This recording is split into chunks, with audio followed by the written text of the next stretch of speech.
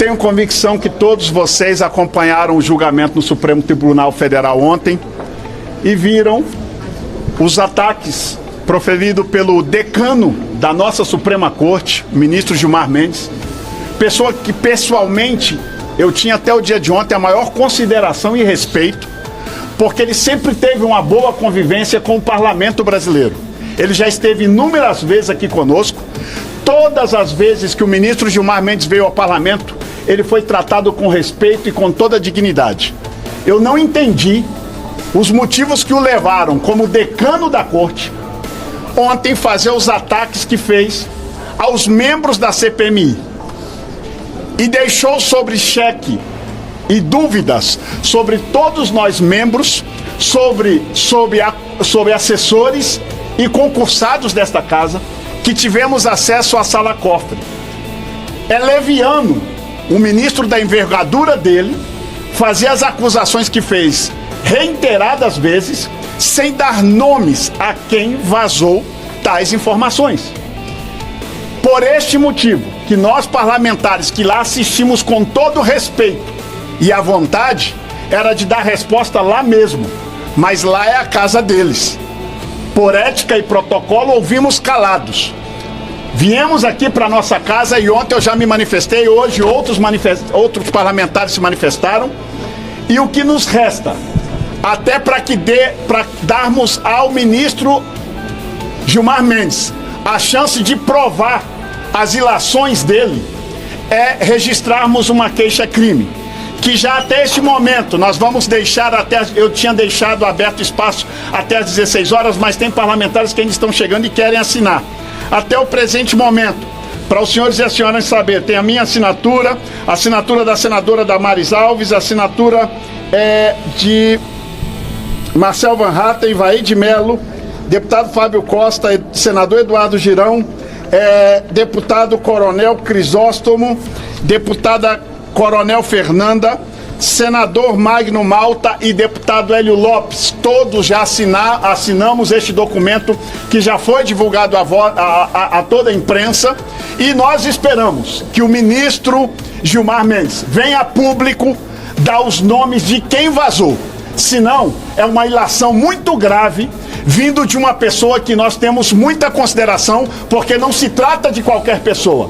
Ele é o decano da mais alta corte do país. E ele não pode fazer ilações sem provar o que diz. Até porque, no Estado Democrático de Direito, subtende-se que juiz fala nos autos.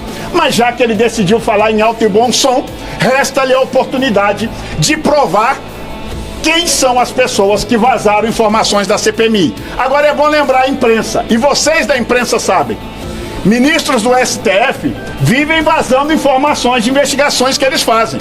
A Polícia Federal também vaza informações, porque vocês sabem antes do que nós mesmos de certas operações. Quando é para a Polícia Federal e para a ministra da Suprema Corte, parece que é normal vazar. Agora, se houve vazamento aqui, que nós também queremos saber se houve e quem vazou, incomoda muita gente. Eu acho que essa história do Banco Master, por envolver pessoas poderosas do Brasil, inclusive ministros da Suprema Corte, está incomodando muito o nosso decano. O que lamentamos e damos a ele, com essa queixa-crime, a chance dele dar nomes aos bois, senão ele terá que responder pelos seus atos, que assim como ele disse e insinuou que nós aqui da comissão somos criminosos, quem acusa e não tem prova também é um criminoso. Senador Magno Malta. Deputado, só uma dúvida, o que significa responda depois para todo mundo. Responda depois.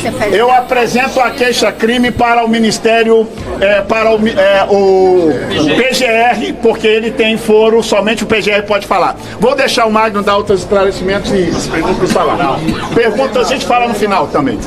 Essa queixa-crime, certamente nós sabemos qual será o fim e onde vai chegar ou onde não vai chegar. Nós e a imprensa sabemos. O PGR faz parte desse consórcio que hoje fala o que fala, solta, prende, gente despida de qualquer moral para julgar, para apontar, despidos de qualquer autoridade por conta do seu próprio comportamento. O que o decano fez ontem, atacando o parlamento, foi uma tentativa de blindar quem está dando cano. Quem está dando cano no Brasil, dando cano na economia, dando cano nos aposentados, dando cano em todos os sentidos. Um grupo de togados, negociantes, homens de negócios. E quando o esgoto estourou e que atolou a mão e o pescoço de todo mundo, só restou uma coisa: apontar o dedo para o parlamento. Ele precisa dar nomes, ele precisa provar.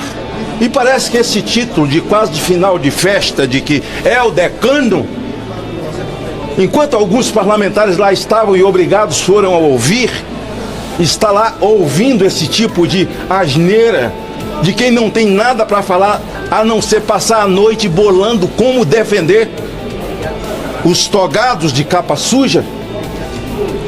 Infelizmente, o decano do Brasil fez uma fala tão infeliz, apontando de forma tão covarde o parlamento, porque todo mundo sabe que CPI e CPMI é um instrumento do parlamento, e CPMI ou CPI tem a mesma envergadura judicial do Poder Judiciário, a mesma envergadura de um ministro.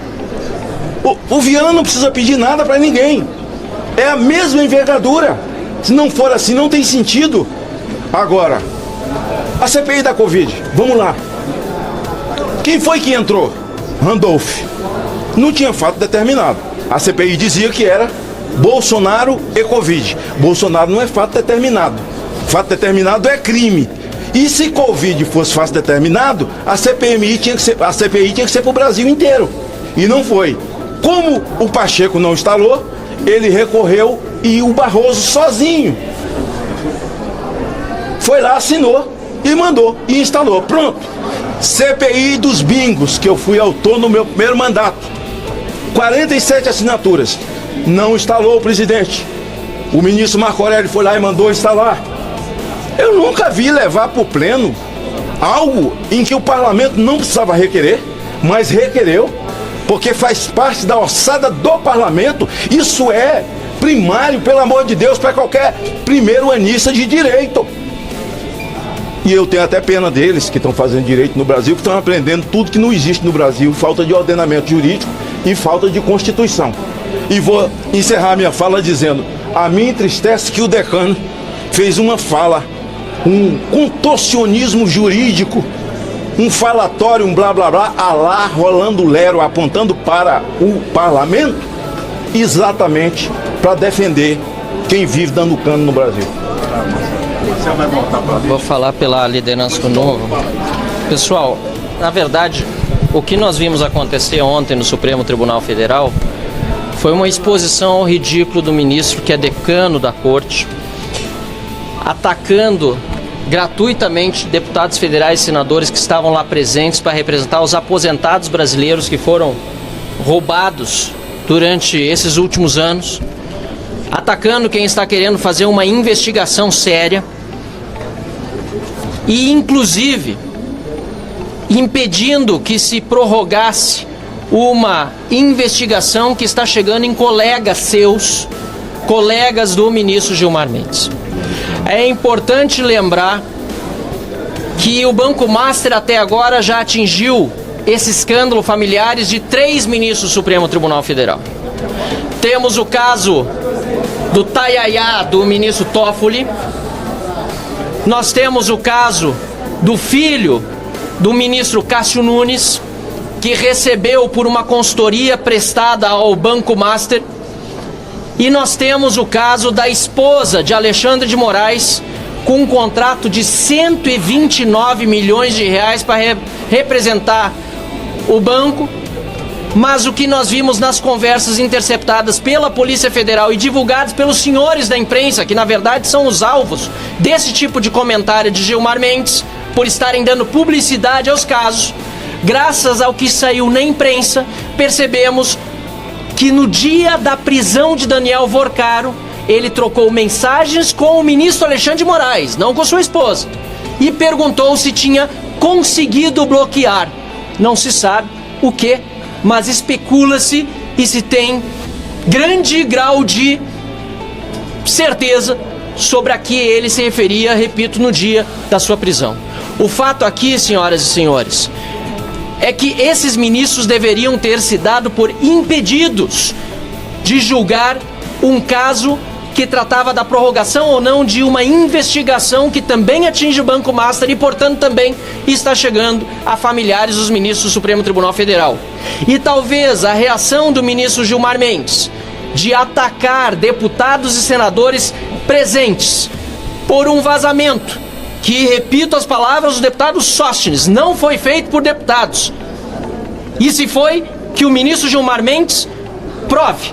Por um vazamento que não incomoda por ter ocorrido e ter sido publicado pelos senhores da imprensa, pelo simples fato de ter sido vazada a informação, porque vazamento por vazamento, o Supremo Tribunal Federal vaza tudo o que é processo o tempo todo para a imprensa e todos são condenados quando de direita ou de oposição antes de devido processo legal qualquer. Não, o que incomoda o ministro Gilmar Mendes e outros ministros da corte é o conteúdo dos vazamentos, porque esse conteúdo dos vazamentos tem demonstrado que o caso Master está atingindo altíssimas autoridades da República, inclusive familiares de ministros do Supremo Tribunal Federal. Porém, e concluindo, que o ministro Gilmar Mendes, por provocação nossa e por ação, esperamos, e não por omissão, do Procurador-Geral da República, tenha a hombridade de dizer quem foram os vazadores. E se não o tiver, não se sinta intocável como,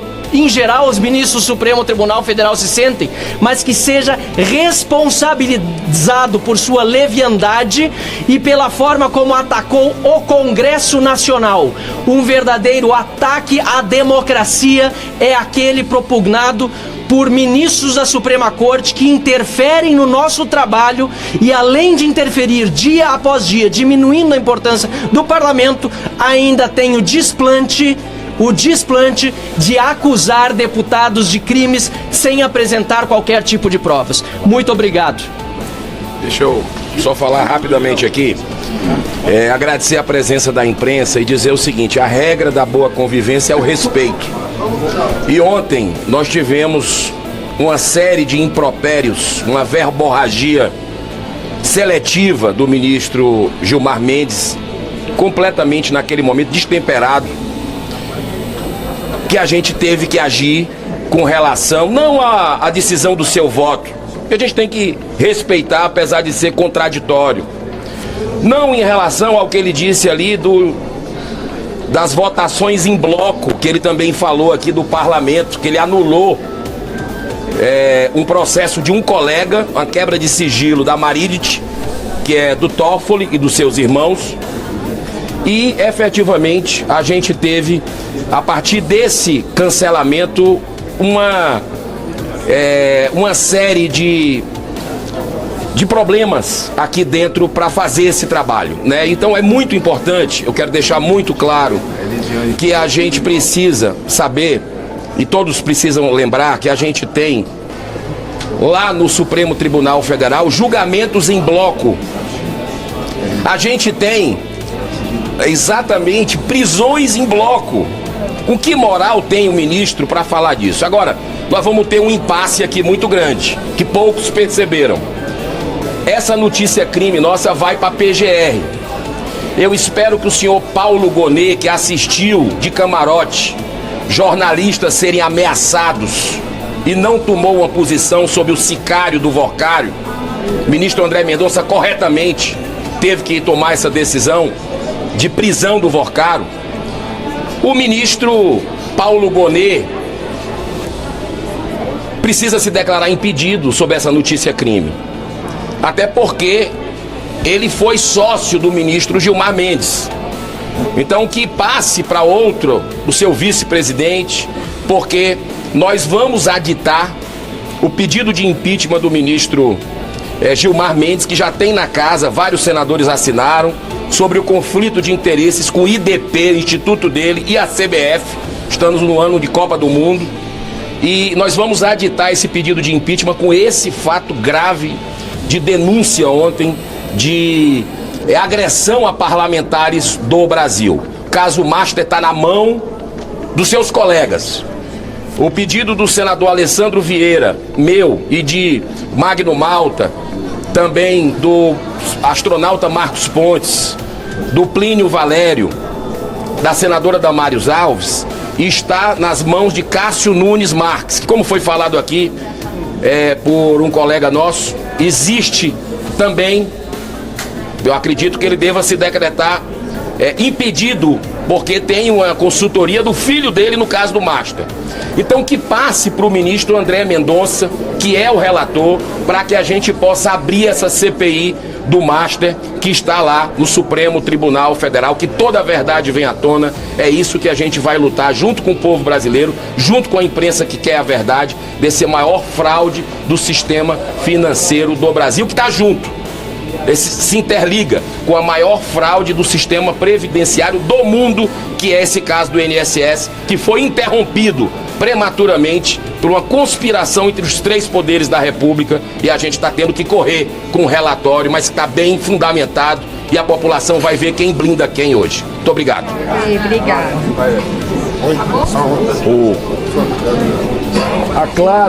A clara irritação do ministro Gilmar Mendes, somado ao seu contencionismo criativo de interpretação para que pudesse justificar seu voto, de uma maneira muito popular, acusou o golpe. Reconheceu que nós, no nosso processo de investigação, estávamos chegando nos porões do Supremo Tribunal Federal. Isso se soma a uma notícia de hoje, que não é por acaso, onde o ministro Alexandre de Moraes cria regras para que os RIFs, os relatórios financeiros do COAF, tenham limitações de acesso, para que possa cada vez mais impedir a investigação e rastrear os crimes, que por hora, caso eles não provem o contrário, a certeza que tem ministro que estão envolvidos. Toda a criatividade que foi usada nos votos de ontem superou até mesmo a criatividade que eles usaram no julgamento das pessoas do dia 8 de janeiro, incluindo Jair Messias Bolsonaro. Trocaram as regras, trocaram os procedimentos. Se tivessem usado para esse caso do Master e da CPI do INSS os mesmos critérios usados na criatividade interpretativa que usaram para 8 no 1, com certeza, a alta cúpula do Supremo Tribunal Federal, Poder Executivo e parlamentares e outros grandes empresários com certeza já estariam atrás das grades. Tudo isso gera uma tremenda insegurança jurídica. Não é só a proteção pessoal, isso afasta investimento, o Brasil perde credibilidade, a sua Suprema Corte, ao invés de cumprir seu papel constitucional, quer exercer o poder absoluto sobre decisões sobre os poderes, e isso, claro, priva a nossa total liberdade. Obrigada. Pessoal, eu quero aqui falar para vocês. Tá bom? Tá bom?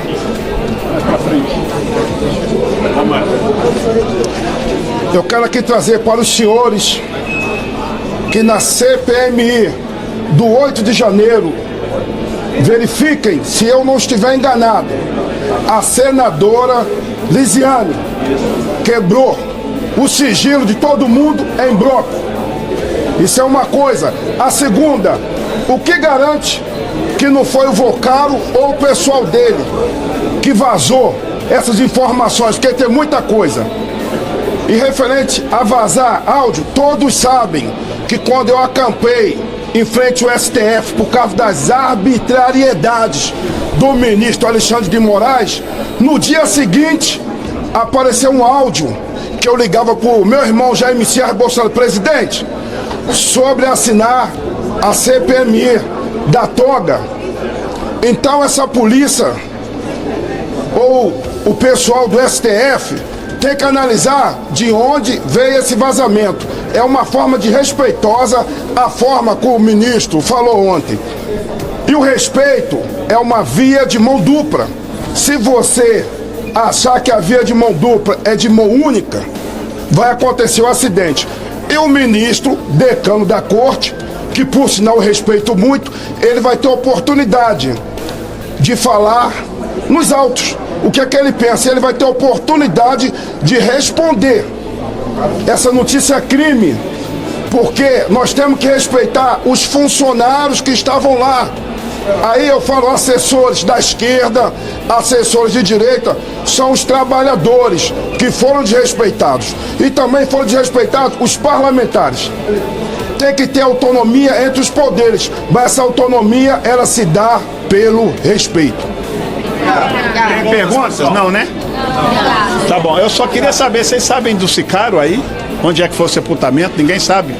É bom lembrar, eu quero aproveitar só para encerrar, e lembrar que ministro do STF, inclusive, vaza informações para âncoras de grande TV no Brasil ao vivo, que lê o que o ministro está vazando para ela e ainda dá risada em rede nacional. E são estes os ministros que querem falar agora de vazamento. Façam-me o favor. Obrigado, gente. Gostou? Então não se esqueça de curtir, compartilhar e seguir nosso canal para ver mais temas de história como esse.